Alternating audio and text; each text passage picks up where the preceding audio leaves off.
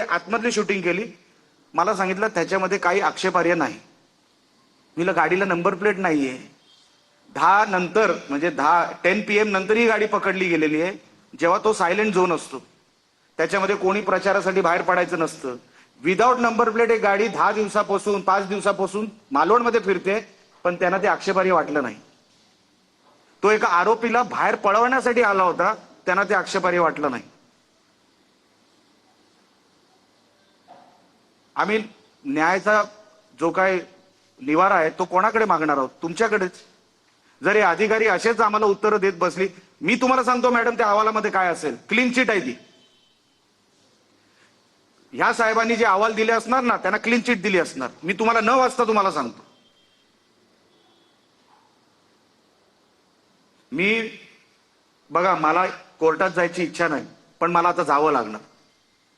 जे जे घडलं ते मी कॅमेरा समोर किंवा कॅमेरामध्ये कैद करून ठेवलंय. जर मला तुम्ही न्याय देणार नसाल तर मला न्यायाधीशांकडे न्याय मागावा लागेल, पण मला तुम्हाला पार्टी करायला आवडणार नाही. दिशाभूल झालेले माहित नाही ते कुठल्या पब्लिक डॉक्युमेंटची विषय म्हणजे कुठली गोष्ट करतात. दुसरा कालचा विषय अजूनपर्यंत FIR नाही. अच्छा, मागच्या विषयामध्ये पण FIR नाही. FIR माझ्यावर झालेली आहे. कालच्या विषयामध्ये पण सकाळी 5 वाजेपर्यंत मी स्वतः तिकडे पोलीस स्टेशनमध्ये होतो, त्याच्यावर FIR नाही. आज तुम्हाला त्यांच्या बॉडी लँग्वेजवरून कळलं असेल, त्यांच्या एक्सप्रेशनवरून कळलं असेल, त्यांच्या शब्दांवरून कळलं असेल, त्यांच्या उत्तरातून कळलं असेल की ते काय त्याच्यामध्ये हे करणार, म्हणजे काय म्हणतात ना, त्याच्यावर प्रोसिजर ते करणार आहेत. ते काहीच करणार नाही. हे सगळे जे कोण आरोपी पकडले गेलेले आहेत, सगळे ज्यांच्यावर आम्ही आरोप केलेले आहेत, ते सगळे मोकाट सुटणार. ते सुटलेलेच आहेत, ते बाहेर फिरत आहेत. त्यांच्यावर कसलीही कारवाई होणार नाही. मला माहीतच होतं होणार. पण आता पुढची प्रोसिजर मी वकिलांना विचारून, जे जे कोण ह्या विषयामध्ये पार्टी आहेत, ज्यांनी ज्यांनी ह्या प्रोसिजरमध्ये त्यांचा हातभार असेल किंवा त्यांचा कुठेतरी हात असेल, अशा सगळ्यांवर मी केस करायचं ठरवलंय. कारण का त्याच्या पलीकडे माझ्याकडे आता पर्याय उरलेला नाही. लोकांचा विश्वास न्यायव्यवस्थेवर उठेल.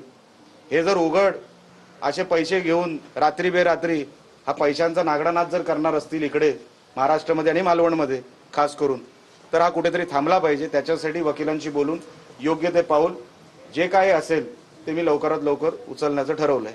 निलेशजी, तुम्ही म्हणालात की तुम्हाला आवडणार नाही, पण तुम्हाला निवडणूक आयोगालाही पार्टी करावं लागते. बरोबर आहे. आता बघा, ते बिचारे अधिकारी कोणाच्या तरी प्रेशरमध्ये आहेत. ते अधिकारी चांगले आहेत, मी त्यांना अगोदरपासून ओळखतो.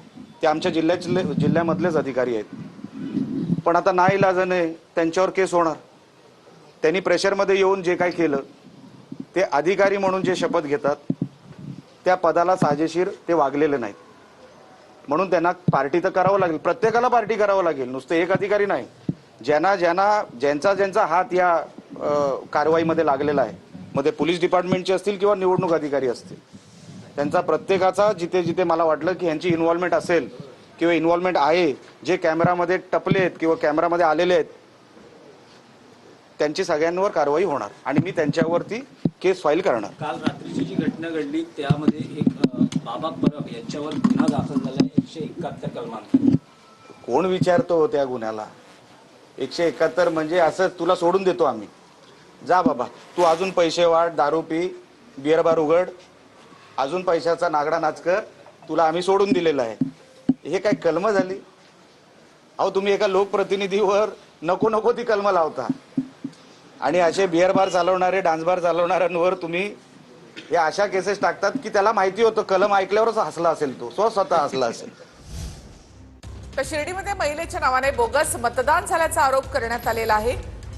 शोभा शिंदे महिलेच्या नावाने बोगस मतदानाचा आरोप करण्यात आलाय. महिला मतदान केंद्रावर पोहोचण्याच्या आधीच मतदान झाल्याचा प्रकार समोर आलाय.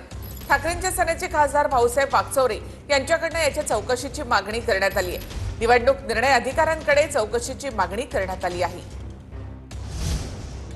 मी मतदानला आले, पण माझं मतदान झालं नाही. दुसरी बाई करून गेलेली. मागच्या बारीन बी असंच झालं होतं. 11 नंबर फोन आला तर त्यांचं नाव नाही माहिती, मला होता मला फोनवर झालं म्हणे तुमचं मतदान झालेलं आहे, हे एकटी मतदान करून गेलेली म्हणे.